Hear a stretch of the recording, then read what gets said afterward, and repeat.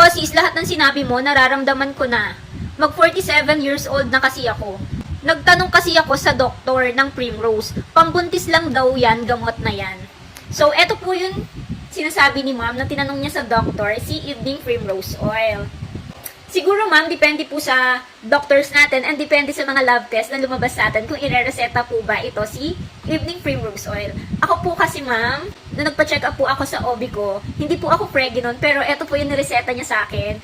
Pero binasa po niya yung mga lab test ko, mga ultrasound, and ito nga po yung nireseta po niya sa akin. Ang kinocomplain ko po sa kanya before is yung dysmenorrhea ko, yung above na laging masakit yung puson, walang nagagawa kapag nagkakaroon, lagi lang nasa CR, maghapon magdamag. Minsan nga doon ako nakakatulog sa CR sa sobrang sakit ng puson ko. Since ito yung nireseta niya sa akin, after po nun, okay na ako hanggang ngayon. Although, hindi maiiwasan, meron pa rin sakit. Pero hindi na katulad dati na sobrang sakit. Ngayon po is kayang-kaya na po yung sakit. And marami din po sa akin nagme-message, nagko-comment na eto nga po yung nireseta din sa kanila dahil nga po meron na silang mga symptoms ng premenopausal.